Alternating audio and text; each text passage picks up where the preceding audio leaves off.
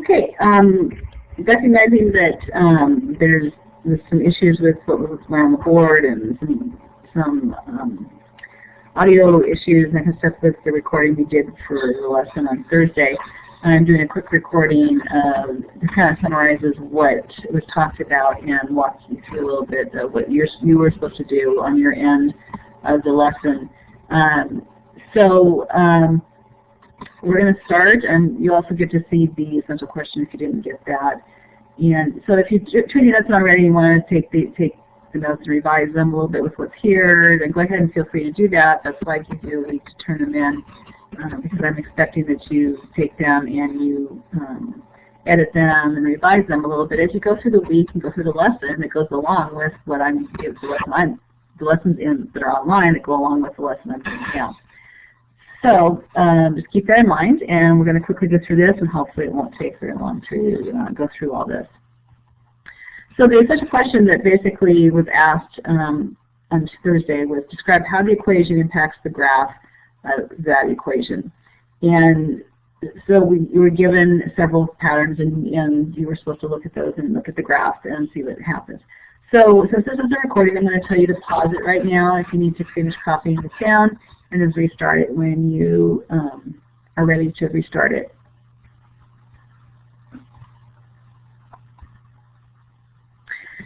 All right, so the next thing you need to do is, if you didn't do this already, is either get a graphing calculator of some sort, which you don't have to have because you can go to this particular website, www.desmos.com, and use the graphing calculator at that website for free. It's a free calculator and it's very easy to use. All you're going to do is you're going to plug in the equations on each slide, and you're going to do one slide at a time. Each slide gives you a different pattern. So the first slide, you're going to plug in all the equations in that slide, and you're going to make sure that they're all on the same set of axes, and then look for the patterns that happen. And see if you can figure out what is it about the equation that causes that pattern to happen on the graph. So let's take a quick peek. I'm going to get us to look at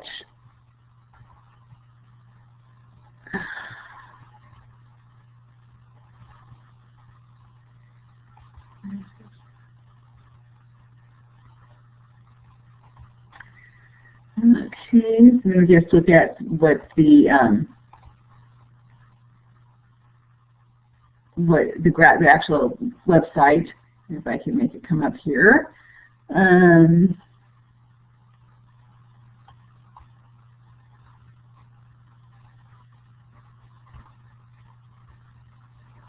It's not letting me let this come up. Let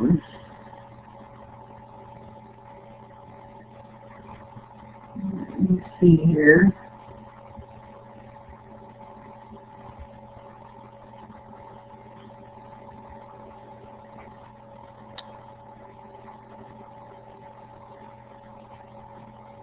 That's true.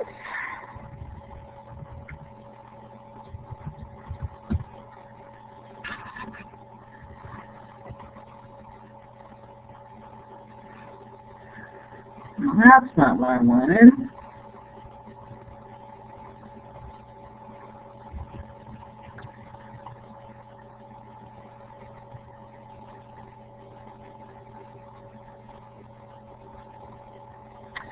No.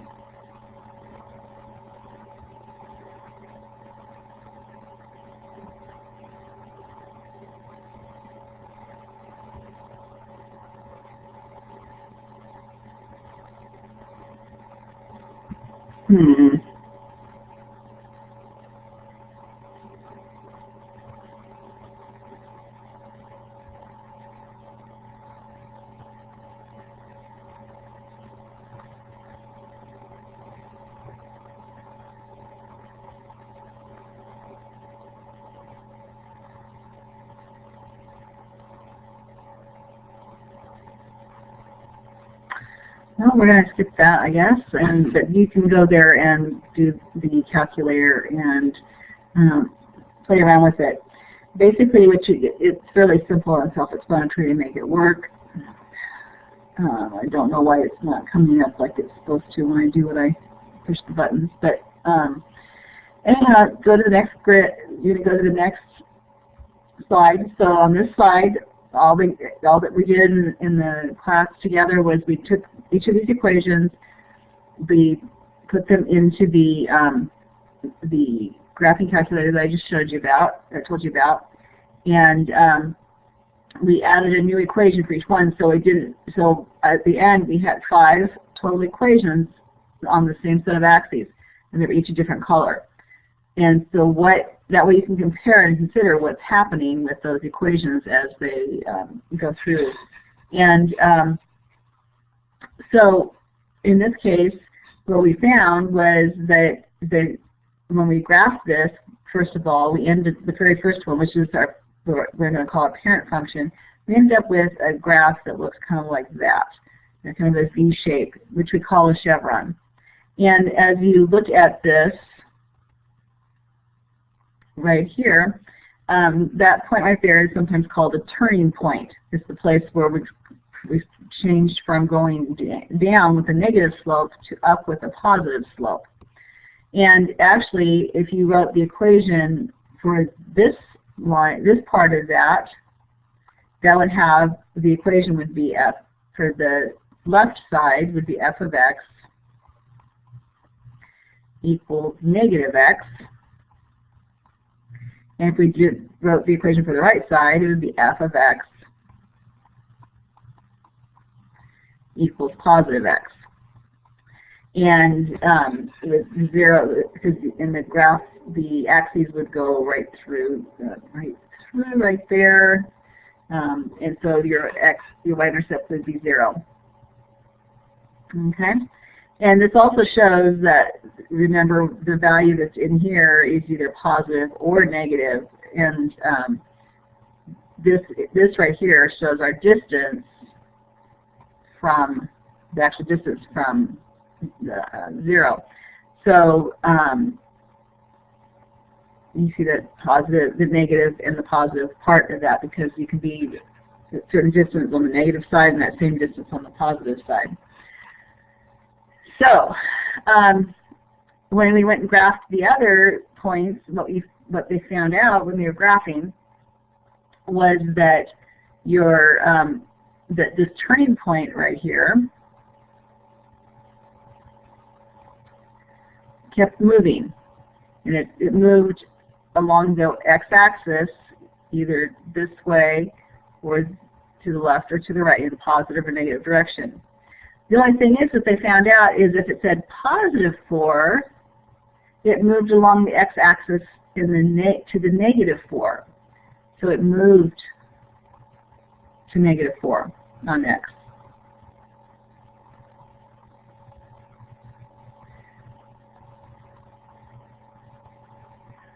Okay, and what they found for the next one is that when it said negative 3, it moved to x equaling positive 3. It moved on the x-axis to positive 3.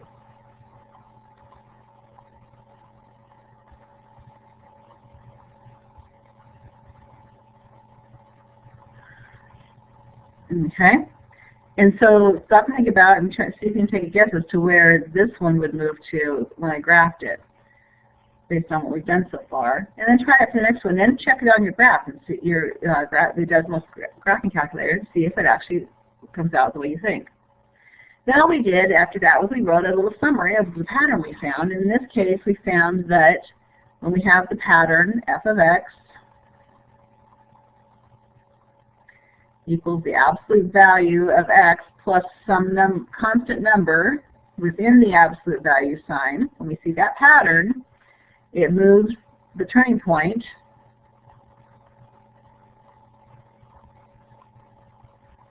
either left or right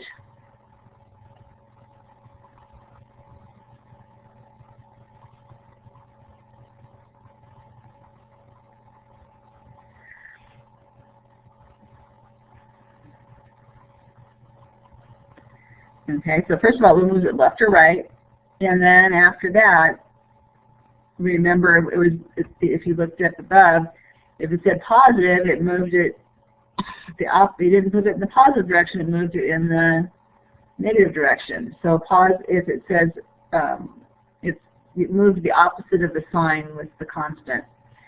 So you can write that in there also. It moves the opposite direction of the sign with the constant. So if it said positive 4, it moved in the negative direction. If it said negative 3, it moved in the positive direction. So you can add that to your notes there. And it's easier to actually type it than it is to try and write it with this. So let me type that in there. Okay. So when the sign with the constant, remember inside the absolute value sign,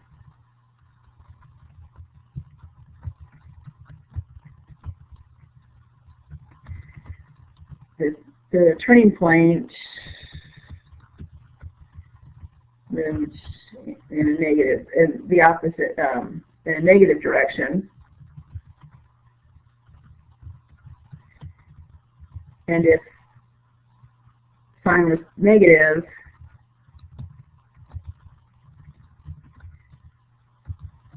it moved in a positive direction.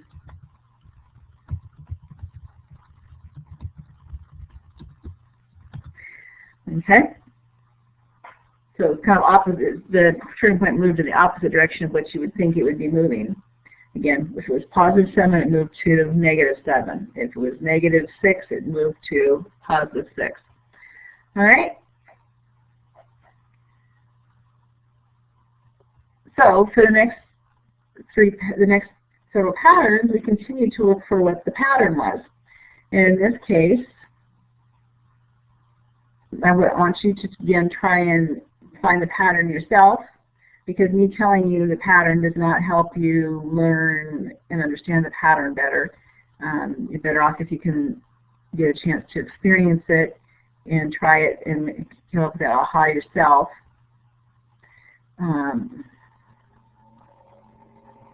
But for this one, what they found in the lesson was that when we have the pattern that's showing where the constant number is outside the absolute value sign, so you have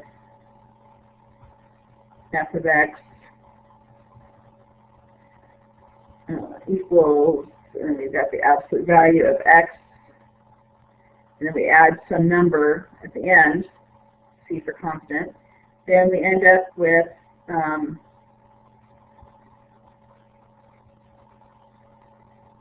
the turning point moving again. So this pattern moves the turning point up or down. So it's moving along the y-axis. And when it moves it up or down, it's moving it to exactly where it says. If it says to add 4, it's going to move it up 4. Okay? And so if it says positive 4,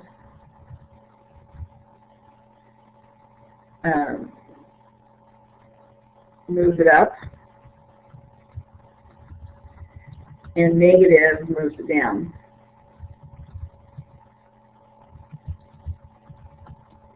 So when it says plus 4, it's going to move up 4. When it says negative 3 or subtract 3, it's going to move it down 3, and so on.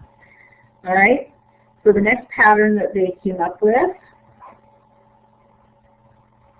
as we looked at this, you'll see that this time that's the value of x, but it's being multiplied by some number in the front. And what they found by doing this, and what we put on the board, was that when it's multiplied by a number, then the graph gets either steeper or flatter depending upon the size of the number. Okay, so when multiplying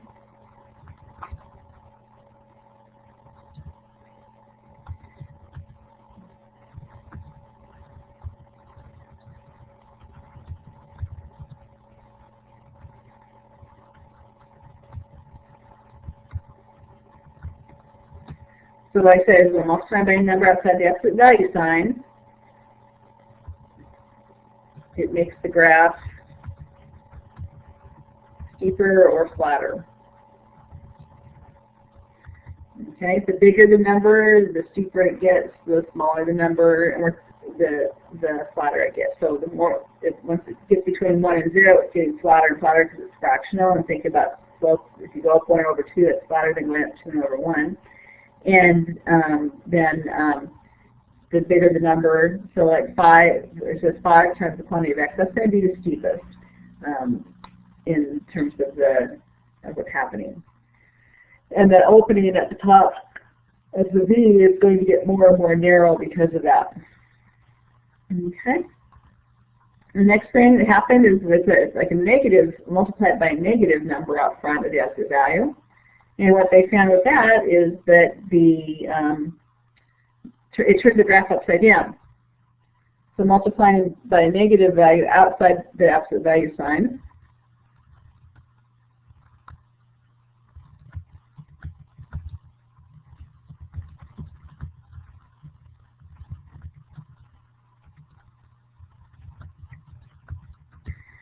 turns the graph upside down.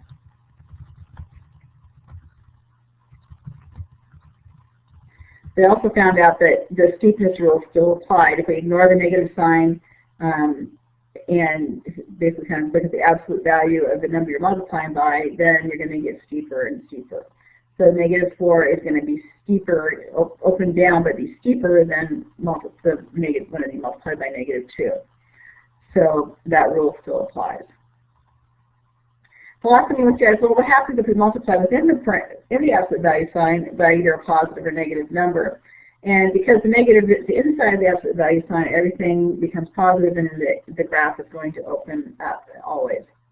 So the last thing I really asked them to do is I asked them to use all the pieces and items that we just talked about and predict where something like this, what would happen with something like if you started with this equation, it's just the absolute value of x, the basic family, how would the turning point move, or what would be happening if I gave you this problem, this function?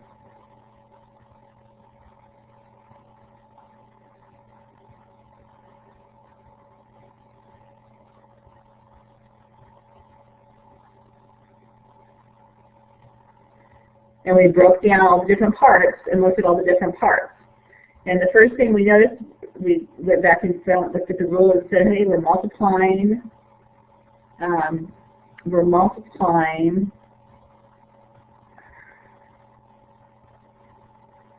the absolute value by something that's outside the absolute value sign.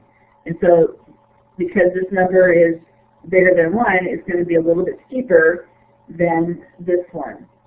So that's the first thing, because that number there tells how steep. Then if we remember, this part right here tells us that we're moving the turning point along the x-axis, and it's going to move to -1 because that was, we always did, when it's inside the absolute value, it's the opposite direction, and it's the x-axis that's moving along. This right here, so first of all, we know our turning point is at -1, the x to the x value, and then the next place right here, that's our y value. It tries to move up or down, and we're going to move up to -5, or excuse me, up, we're going to move down because it's -5, and that's your y value. So your turning point is at this point right here, and you're going to have a slope of +3.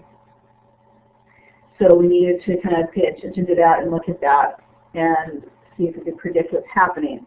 So that way also we can see, if we started at the point 0, 0, from this first equation, the function family basics, we can also figure out and predict how and where we're going to move each of our points from the first equation to get to the second equation. So if I have an x and y, any point x and y in our first function, to get from that one to our second function, how are we going to get there? Well, if our turning point here was 0, 0, how do we get from 0, 0 to negative 1? Well, we're going to have to say x minus 1. So if I start with 0 and I subtract 1, I'm going to get negative 1. And then how do I get the y value? How do I get from this value to that value? And so think about that and come up with what would go in there. It's in order to move your different points for every single point that would go on here. We just use the turning point as the easy one. But one of the other points would be 1, 1. What would the point be that matches with the other graph, that got moved with the other graph? So you need to think about that, and that's kind of what one of the lessons is about as well.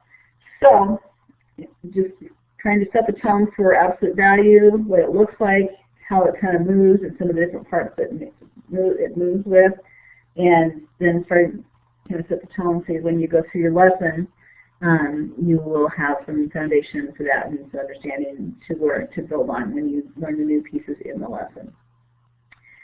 So that is it for this, and hopefully that answered a couple of the questions and made things a little bit more clear. So please feel free to give me a call or come to the next lesson in person, or those kinds of things. There can get some extra help if it still did not clarify things. Thank you very much. Have a great weekend.